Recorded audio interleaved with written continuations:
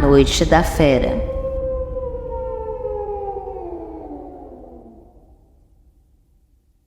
Olá, Cris e todos os amigos do canal. Espero que escutem esse relato com atenção. Vou contar uma história macabra que aconteceu no ano de 1999, na cidade de Maracanaú, no Ceará. Minha família conta sempre essa história em reuniões de familiares. Em uma noite chuvosa de março, Maria estava sozinha na região metropolitana de Fortaleza, chamado Maracanaú, onde morava com seus pais e seu irmão mais novo. Era por volta das 9 horas da noite, quando bateu a fome.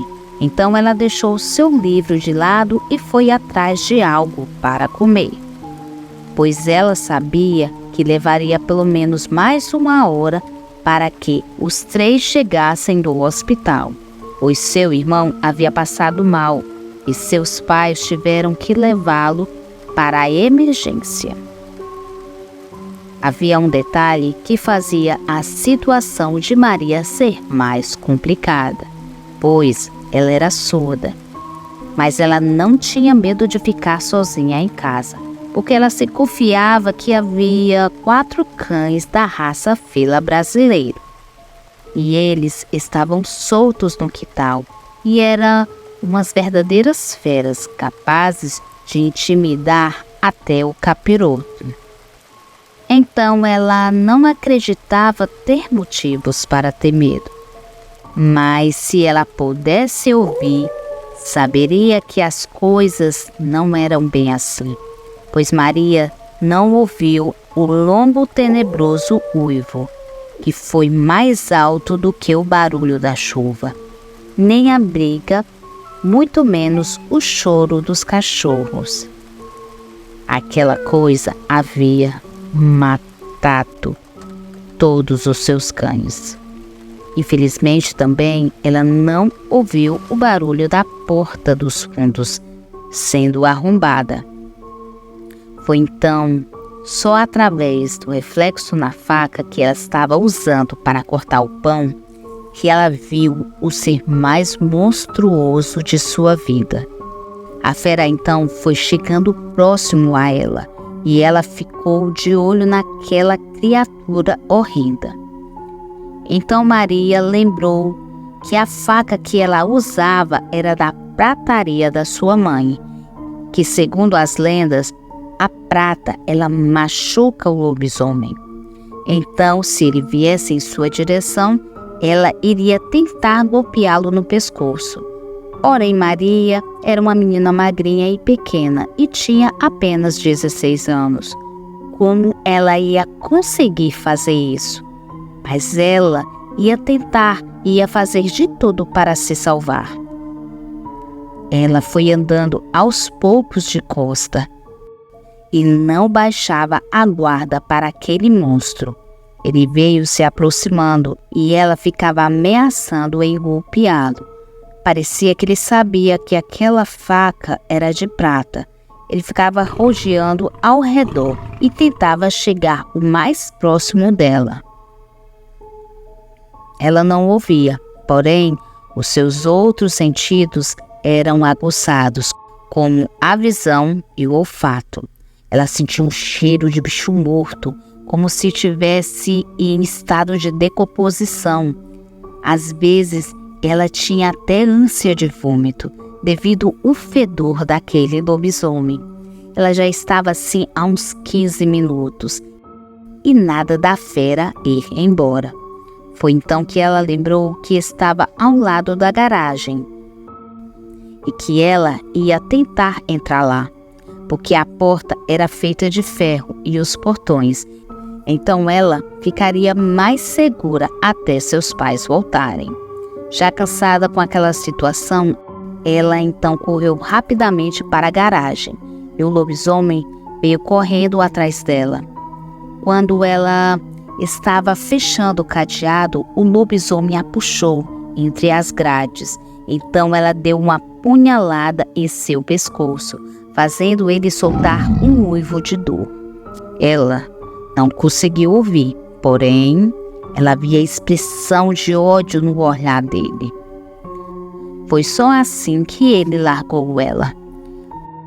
O infeliz ainda conseguiu deixar o seu braço ferido, mas também lhe levou dele. Ele ficou rodeando a garagem e tentava derrubar o portão a todo custo. Foi então que ela se acalmou e lembrou que onde ela estava tinha uma espingarda de caça de seu pai e que os cartuchos também estavam lá. Devido a eles morarem em um sítio, eles tinham o hábito de caçar tatu. Então ela sabia manusear muito bem aquela arma. O lobisomem, já impaciente com aquela situação, batia no portão cada vez mais forte, pois ele queria acabar logo com a Maria.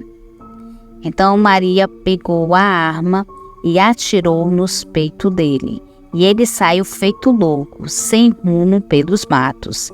Nisso, já tinha se passado 1 hora nessa peleja, e graças a Deus, seus pais chegaram com seu irmão.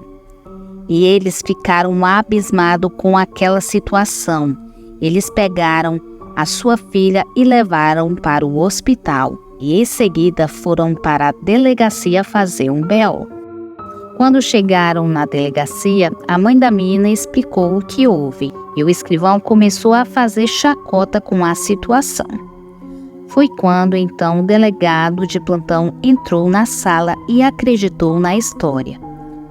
Ele só acreditou porque outras pessoas dos outros sítios já haviam ligado para ele, falando que viram uma fera de mais ou menos 2 metros e com pelos negros e olhos de fogo.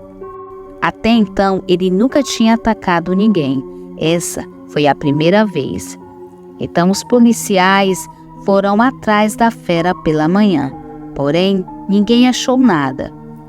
Então, um dos policiais achou uma casa de uma pessoa que morava bem afastado. Era um senhor que era rezador. E então, a polícia perguntou se ele sabia de alguma coisa.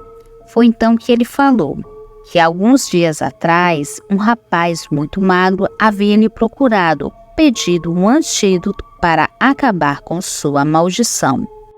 Então esse senhor perguntou para ele: qual seria a maldição? Então ele respondeu: me transformo em uma fera terrível e que não consigo me controlar. Então o senhorzinho perguntou o que ele fez para ter aquela maldição. Então o rapaz respondeu: minha mãe me amaldiçoou porque eu matei o esposo dela, mas ele não era meu pai. Ele judiava muito comigo, me batia, abusava e me fazia dormir no relento, sendo que muitas das vezes eu ainda ficava com fome. Então, certo dia, eu acabei com aquele sofrimento. E ela viu tudo e me praguejou. Então, eu fugi para outra cidade.